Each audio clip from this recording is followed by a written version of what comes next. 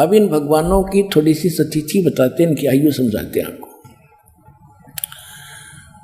ब्रह्मा जी की आयु से आप परिचित हैं, क्योंकि ये हमारे भांड जो गुरु थे ये इतनी तब बताया करते थे कि ब्रह्मा जी की आयु 100 वर्ष की है।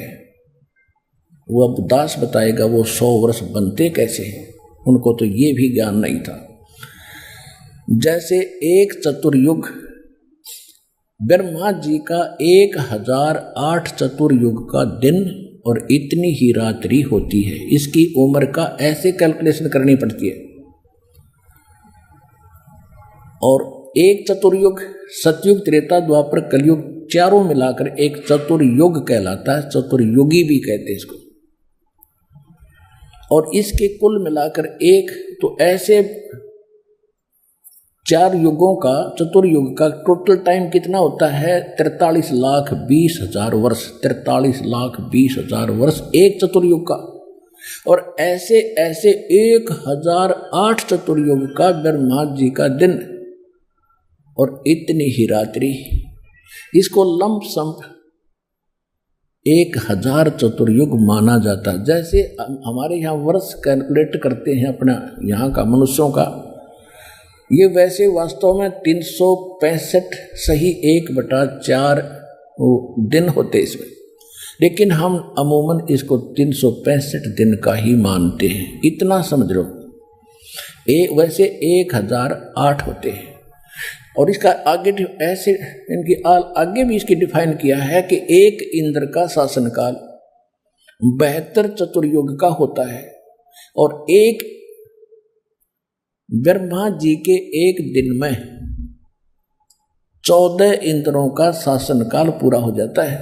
तो 72 को 14 से गुणा करेंगे तो 1008 चतुर्युग होते।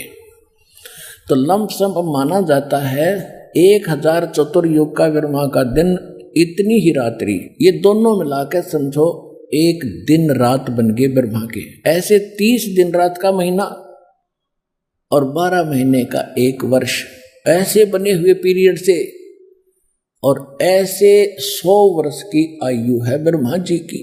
ओ तेरे की बताओ, अब हम तो 100 वर्ष हमारे गिन लो, ये कितने समय उसकी तुलना में। अब उसकी कैलकुलेशन ऐसे हटकर हम अन्य देवताओं की कैलकुलेशन नहीं कर सकते। अब ऐसे निकालेंगे, ब्रह्मा जी की आयु ऐसे बने हुए 100 वर्ष की होगी, ठीक है। उसके बाद इसे 7 गुनी विष्णु जी की 700 वर्ष जैसे ये बने हैं वर्ष। और इससे 7 गुना शंकर भगवान की 4900 वर्ष। किससे 7 गुना? विष्णु जी से 7 गुना। और जब ऐसे 7 गुना आयु वाला शंकर मर जाएगा, ऐसे ऐसे 70,000 जब ये शंकर जी मर जाएंगे, उसके बाद एक ब्रह्मांड का विनाश होगा और इस गीता ज्ञान दाता की मृत्यु होगी। और इतना पीरियड जो होगा 70,000 बार शंकर मरने के बाद, ऐसे जो एक बार ब्रह्मांड का विनाश होगा और इसकी मृत्यु होगी काल की, ज्योत निरंजन की, सरपुरुष की, तो वो होगा युग। किसका? अक्षर पुरुष का युग होगा वो युग। अपना आत्माओं ने वेदों गीता का समझना कोई बालकों का काम नहीं था। गीता अध्याय नंबर 8 के श्लोक नंबर 17 में उसमें लिखा है कि सहस्र युग लिखा है, सहस्र चतुर्युग नहीं लिखा। ये गलती कर रहे हो अनुवाद करते समय, उन्होंने ब्रह्मा जी का वो सिद्ध कर दिया।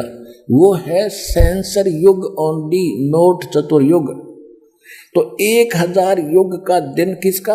अक्षर पुरुष का। और इतनी ही रात्रि। तो ऐसे जैसे एक युग, दास ने ये बताया, ऐसा एक युग, ऐसे ऐसे 1000 युग का अक्षर पुरुष का दिन और इतने ही युग की रात्रि। ऐसे 30 दिन रात का इसका महीना, और ऐसे 12 महीने का एक वर्ष, और फिर 100 वर्ष की आयु है उस अक्षर पुरुष की। और फिर भी मृत्यु। गीता अध्याय नंबर 15 के श्लोक नंबर 16 और 17 में 3 पुरुष बताए, सरपुरुष अक्षर पुरुष बताए 16वें श्लोक में 15वें अध्याय के। उसमें कहा कि ये 2 पुरुष प्रसिद्ध हैं, एक सरपुरुष और एक अक्षर पुरुष। ये भी और इनके अंतर्गत जितने प्राणी इनके कमांड में हैं, ये सब नाशवान हैं, लेकिन जीवात्मा अलग विषय है, वो नहीं मरती। फिर उसके तुरंत बाद का 17वें श्लोक में 15वें अध्याय के उत्तम पुरुष है तू अन्य परमात्मा इति उदाहरते, ये लोग तरम अविश्य विवर्ती अवेश्वर है। वो इन दोनों से कोई अन्य है, वो परमात्मा श्रेष्ठ भगवान उत्तम पुरुषोत्तम, और वही तीनों लोकों में प्रवेश करके सबका धारण पोषण करता है। वो मूल रूपी संसार है, संसार रूपी वृक्ष की मूल है, और वही वास्तव में अविनाशी है, अव्यय ईश्वर है। तो वो कौन है? और इनकी मृत्यु जो इतनी लंबी आयु है अक्षर पुरुष की, फिर भी मृत्यु है, इसलिए इसको अक्षर कहने लगे। अक्षर माने अविनाशी होता है, लेकिन ये अविनाशी नहीं है, लेकिन अविनाशी से कम भी नहीं है। इतनी लंबी उम्र में मरेगा, लेकिन फिर भी मृत्यु है। तो सूक्ष्म वेद में कहा है, एती उम्र बुलंद मुर्गा अंतरे, सतगुरु लगे न कान न बैठे वो संतरे। इतनी लंबी आयु होने के बाद भी मृत्यु होगी, क्योंकि आपको वो तत्वदर्शी संत नहीं मिला। जो गीता अध्याय नंबर 4 के श्लोक नंबर 34 में जिसका वो वर्णन है, यजुर्वेद अध्याय नंबर 40 के मंत्र 10 में जिसका कहा कि वो धीरा नाम तत्वदर्शी संत ही सही सही मार्ग बताते हैं, उनसे सुनो। तो वो तत्वदर्शी संत आज विश्व में ये दास है। एक बार को होते 100 बार सुन लो।